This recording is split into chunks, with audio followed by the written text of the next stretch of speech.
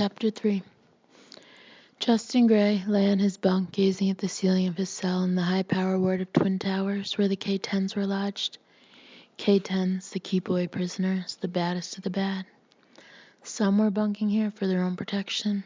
They were the child rapists, the kid killers, the suspected snitches, all the ones marked for the big chill by their fellow inmates. Others were here because they were just plain old-fashioned dangerous motherfuckers, too damn scary to be put anywhere else. Gray fit into both categories. He knew there were plenty of Twin Tower residents who would have been happy to slip a shiv between his shoulder blades. He also knew none of them would dare to try. He didn't mind his K-10 status. It came with certain perks. A bright yellow jumpsuit, flashier than the standard orange duds worn by most inmates, and a private dorm. The authorities couldn't bunk two K-10s together, or one of them would end up dead. The downside was that the guards watched you 24 fucking hours a day. Deputy dogs, Gray called them, in honor of the old-time cartoon character he'd watched in reruns when he was growing up. Damn screws never let you out of your cage, not even for exercise. Hell, the high-power ward didn't even have a recreation yard. No common room either, which meant no poker games, no trades of candy and cigs, no socializing or casual bullshitting or swapping jokes. Showers were allowed once every other day. The tiny cell was bare of anything except a cot, a combination sink and toilet, a phone that allowed collect calls only, and a TV mounted in the wall. There was nothing to do but sit on your rack and watch the tube and stroke your dick whenever a nice set of jokes came on the screen. There was one bitch in a car commercial who was so damn fine she'd stiffen Gray's hog for a week. He got in a regular Love Jones for that slut, fucked her 1,000,000 times in his dreams, missionary style, doggy style, and the mouth up the ass every which way but loose. Fun times. Yeah, sure. Meanwhile, out in the real world, she was giving lube jobs to TV producers, and he was stuck in a glass box feeling his own wood. He was 28 years old, for Christ's sake. He ought to be out on the town, kissing the girls and making them cry, sowing all those wild oats of his. Instead, his girlfriend was a 30-second apparition on a picture tube. Life fucking sucks sometimes. Still, it could be worse. Lockup in county was a vacation compared with the stay in a state pen. And a state pen, some maximum security shithole like Pelican Bay, was where Gray should have been by now. He'd been convicted 4 months ago. Once sentenced, inmates were typically transferred to the state system as fast as county could spit them out. Gray, however, was still enjoying the dubious delights of life in Second City, as the county jail system was called in reference to the sheer size of its population.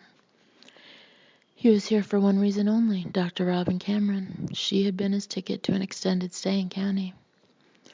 Gray swung down from the bunk and lowered himself to the floor, where he snapped off half a dozen one-arm push-ups. He didn't need the exercise, just wanted to use up some nervous energy. No exercise gear was allowed in his cell, but he learned to stay in shape with a daily regimen of sit-ups, push-ups, and isometric exercises. Under the yellow jumpsuit, he was all lean muscle and taut skin decorated with a half-dozen tattoos.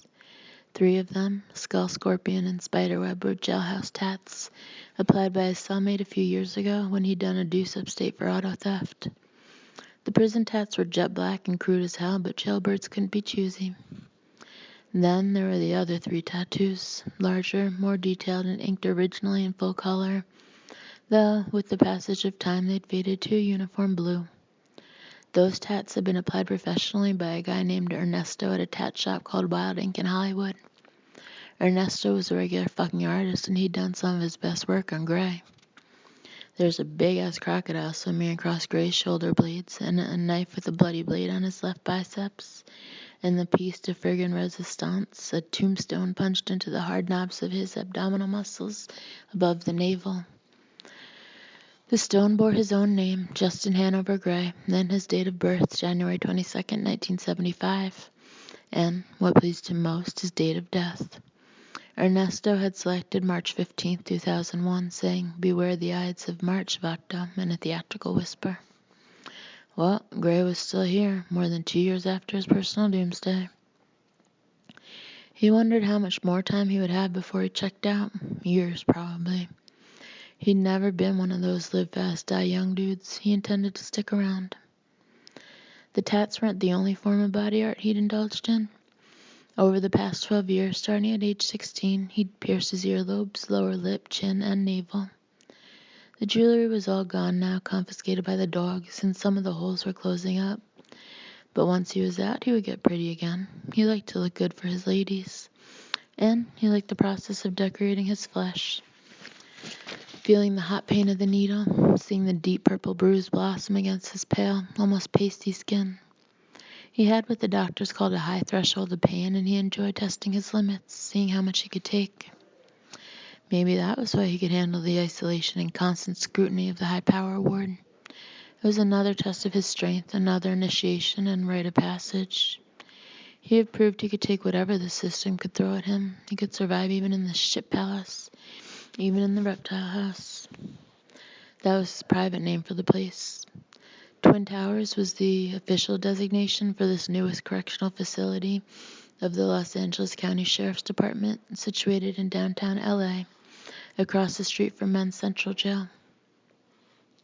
Because Men's Central was old and prone to overcrowding, Twin Towers had been built to take in the excess prisoners. It was named for the two 8-story buildings that housed 4,000 homeboys, druggies, and skanks who'd run afoul of the boys in blue. But to him, it would always be the reptile house. That was how he'd thought of it since his arrival. He remembered emerging from the elevator, flanked by deputy sheriffs, trudging through the pod prisoners on display area. To his left, the smoky tinted windows of the pod control booth. To his right, his new neighbors, gang pachucos and syndicate greaseballs and mass killers, all on display in their separate cages. No iron bars here, only sheets of reinforced, soundproof, impact-resistant glass. Behind each transparent wall, a man lay on his rack or paced in his cage or stared at the TV. Every face was blank, every eye glazed. Seeing those cages from the outside, Gray was reminded of childhood trips to the zoo. His favorite part of those trips had been the submersion in the cool darkness of the reptile house. Rectangles of glass, copperheads, rattlers, vipers, each in its private habitat.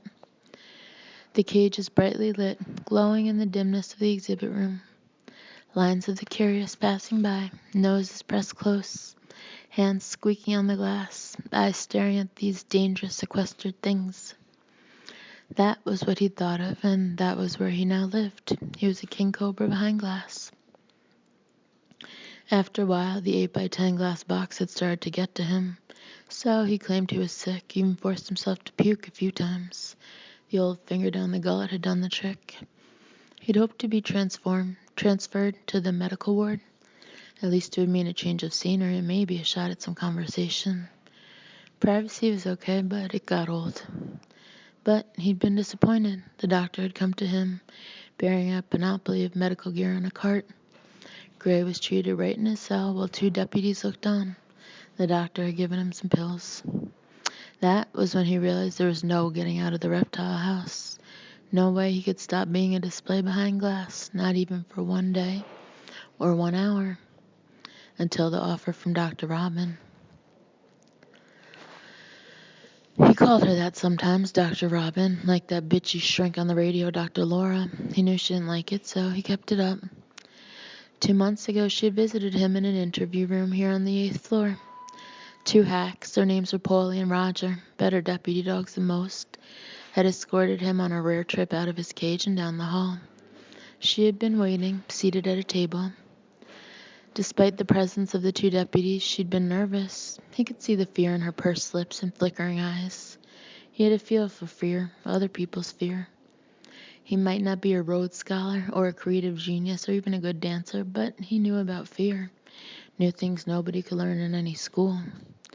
Paulie read her apprehension also. Don't you worry about a thing, Doc. We got this boy covered as per usual. He looks at us cross-eyed. We put him on the floor, Roger added. I know, she said with a faltering smile. No doubt she appreciated the reassurance, but it was clear she would have felt better if the 2 deputies had been armed. The guards in the control booth could break out guns and riot gear in a crisis, but the men by her side wore empty holsters. While Dr. Robin Cameron introduced herself, Gray sat down, facing her across the table. A woman, a real live woman in the flesh, was a rare thing in his world, and he took the time to appreciate the sweet little titties under her blouse, the long neck and strong don't fuck with me chin. She's maybe 5'6", a head shorter than Gray himself. Her eyes were brown like her hair, chestnut hair, brushed straight and cut to shoulder length. Nice hair, soft, catching glints of sun through the narrow window of the room. She was in her late 30s, no wrinkles yet except a few laugh lines around the eyes, a feature he had always found attractive in women. You're a psychologist, he asked her. Psychiatrist. MD, you look too young to be any kind of doctor. I'm 39. I've been practicing psychiatry for 13 years. Married? That's none of your business. No wedding ring, you a dyke. Justin. Right, I'm out of line. Thing is, locked up in here, I forget how to talk to a lady. Let me guess, you were married, now you're divorced. Spent too much time on your work, hubby got frustrated, started fooling around. We're not here to talk about me. He was pretty sure he'd nailed it. Maybe not right on the money, but close enough to get her undies in a twist. He didn't pay much attention to the early part of her spiel, but when she started talking about the need to treat him at her office, she caught his interest. How often would I go there? 2 days a week for as long as the program lasts. What would you do to me? It's not a question of doing anything to you, Justin. I'm interested in helping people like you. What sort of people would that be? Violent criminals. That's what you are, isn't it? Unless you're going to tell me you're innocent. Shit, no, I'm guilty of sin. I'm just surprised it took him so damn long to nab me. How exactly are you going to help me? I think criminal tendencies can often be traced to unresolved traumas and the effects of post-traumatic stress. Post what? It's like shell shock, combat fatigue. Ain't never been in combat. For some people, just growing up is like being in a war zone. Gray thought about his old man and chuckled. Got that right. And they never get over it. Blame it all on mommy and daddy. That your angle? I can hack it. Feels better than blaming myself. I'm not talking about blame. I'm talking about subtle psychological effects that last for years and influence your adult behavior. Effects that make you more violent than other people, less able to channel your rage, less capable of self-restraint. You think that describes me? I think that's why you're locked up. Am I wrong? He conceded the point with a lift of his shoulders. So what can you do about it? There's a new approach to treating the psychological effects of trauma. It involves passing a magnetic current through two sides of the brain in an alternating rhythm. Brain surgery? Nothing invasive, no surgery. It's an outpatient procedure performed in my office. You'll wear an appliance equipped with electromagnetic coils. The coils produce a magnetic field. But no cutting me open. Correct. The field passes right through your skull. It inhibits certain neurons, brain cells, prevents them from firing. By controlling the current, I can control which cells are shut off. I can vary the level of activity in your brain from one area to another. You invent this shit? No, it's a technique that's being tried in various procedures around the world. Still experimental in the U.S. A variation of it called transcranial stimulation has been used to treat depression with some success. I believe I'm the first to employ transcranial inhibition for therapeutic purposes, certainly as a treatment for recidivist tendencies. Use smaller words, I'm not a college man. The procedure can help you control your anger. It can enable you to resolve old conflicts that are still rendering you dysfunctional. In doing so, it can gradually make you less likely to commit crimes in the future. At least that's my hope. I've had success in earlier trials. I'm not your first guinea pig. There have been 3 other experimental subjects. Cons? Yes. Killers? They committed lesser crimes. Not like me, then. Not as severely afflicted, no. He allowed himself a smirk. That's what I am, afflicted? He didn't wait for her to answer. So you're hitting the big time now, huh? You're in the high power ward. I know where I am, Justin, and where you are. First time on the 8th floor? That's right. It's the floor reserved for guys with severe mental disorders. That's what they told me when they brought me here. Severe mental disorders. Those exact words. Those words strike me as accurate. You think I'm a straight maniac, is that it? You murdered 5 teenage girls, didn't you? 5 they know about. Shot them in the head, dumped their bodies in the desert. You've been reading up on me. I'm flattered. Under the circumstances, I'd say street maniac is an accurate description. Gray nodded. Just checking. It's been a while since I've had an expert opinion. Now I got a newsflash for you, Doc. I'm serving 5 consecutive life sentences, which means I'll be up for parole around the time I've been dead 100 years. That's not news. So why rehabilitate me? What's the point? Even if you Clockwork Orange me into a model citizen, I'm not going nowhere. The point is to show that it can be done. If it works for you, it will work for others who do have a shot at parole. You really want to put men like me back on the street? Not men like you, men who used to be like you. She glanced around. What's the alternative? Build more places like this, warehouse more and more people, forever? Hey, you don't gotta sell me on prison reform.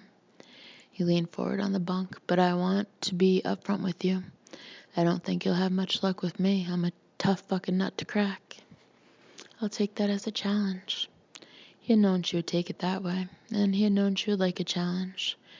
However fearful she might be, there was something else in her, something hard and determined. Finally, she asked if he would participate.